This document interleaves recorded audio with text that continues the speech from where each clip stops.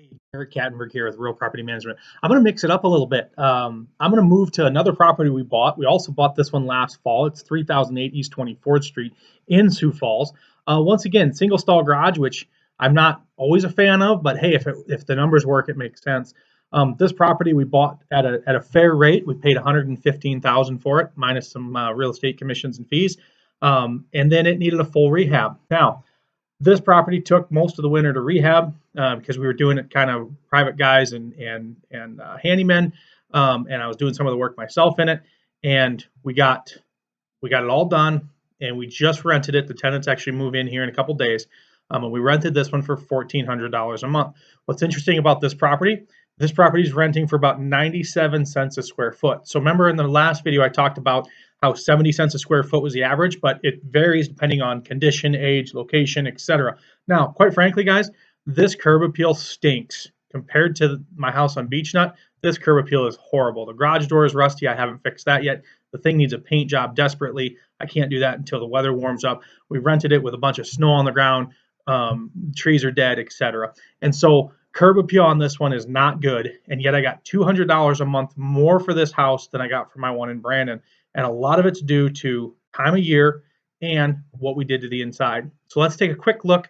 This is the kitchen. Sorry, my big head's going to be in the way for all of this video. But we did a full kitchen rehab, all new cabinets, all new flooring. We did tile in the kitchen. We did granite countertops. We did stainless steel appliances. We put nice ceiling fans in. We did a hardwood laminate type flooring that turned out really nice. Did the bar area, redid all the ceilings, put can LED lights in, etc. When we get into the bedrooms, both bedrooms now have a ceiling fan, all new paint again, a lot of new trim, did nicer blinds in it. The bathroom, full remodel in the bathroom. The only thing that's original in the bathroom is the tub. Everything else has been replaced, etc. Then we get into the basement. The basement we didn't do a lot of work to, and the big reason we didn't do a lot of work to the basement is because this property is going to be priced out of its neighborhood. The neighborhood it's in is 1,000 to maybe 14. I mean, 1,500 would be the max in this neighborhood, and so at 1,400, we're attracting tenants that are at the top of the neighborhood, and once we get higher than that, it's going to be just impossible to rent. And so the basement we didn't do anything with. We left the flooring that was there. We left the paneling.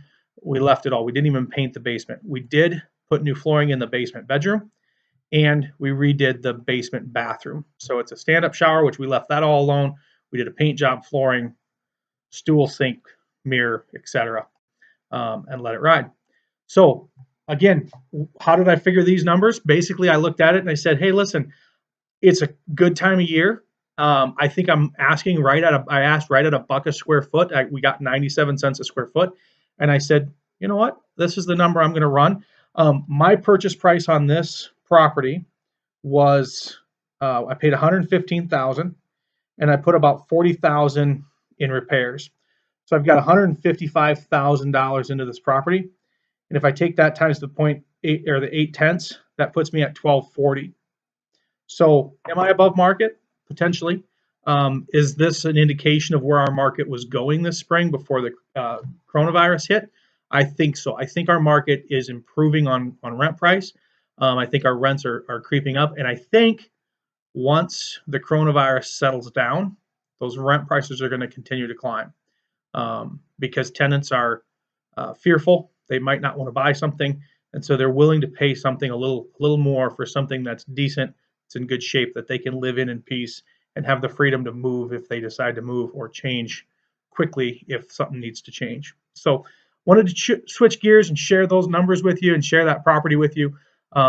My team was actually surprised. They didn't want to market it for this price, and I said, do it anyways, and let's see what happens because I think it'll get it. And we won. So if you have questions, if you need help pricing a rental property, if you have a client that's buying rentals and they're not sure how to do this, please give me a call. Look me up. My cell is 605-214-5634, and my email is derek@expressrpm.com. Thanks.